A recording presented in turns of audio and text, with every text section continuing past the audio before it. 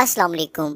Balloon سائنوپلاسٹی ایک ایسا medical procedure ہے جس میں آپ کے اسکل میں موجود ہولو سپیسز کو بیلون کی مدد سے اوپن کیا جاتا ہے، جس سے آپ کے سائنسز میں جمع ہوا میوکس ناک کے راستے باہر ڈرین ہو پاتا ہے۔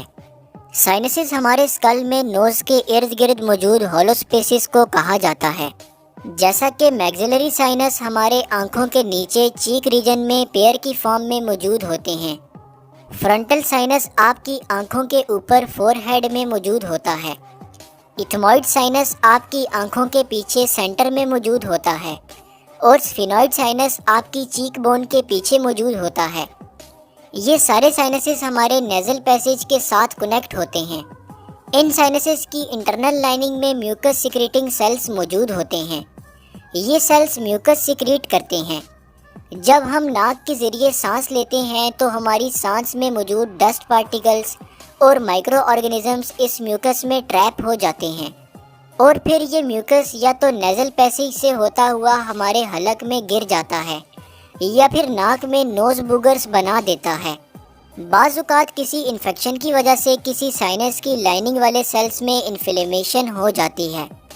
انفلیمیشن کے نتیجے میں سائنس کے اندر والی سرفیس سویل کر جاتی ہے اور سائنس اوپننگ بند ہو جاتی ہے، جس سے میوکس سائنس کے اندر ہی ٹریپ ہو جاتا ہے اور باہر نہیں نکل پاتا۔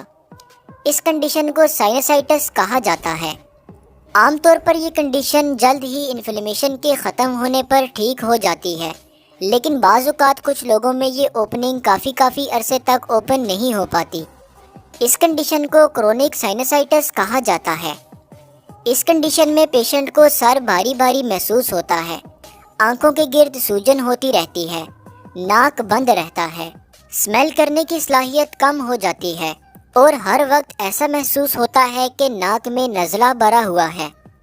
اس کنڈیشن کو ٹریٹ کرنے کے لیے پہلے تو میڈیسنز دی جاتی ہیں، لیکن اگر میڈیسنز اثر نہ کر رہی ہوں تو بعض اوقات ڈاکٹر سرجری ریکمینڈ کرتے ہیں، جس میں سائنس کی اوپننگ کے گرد بون کو کاٹ کے باہر نکالا جاتا ہے، جس سے سائنس کا راستہ اوپن ہو جاتا ہے اور سائنس میں پھنسا میوکس باہر نکل آتا ہے۔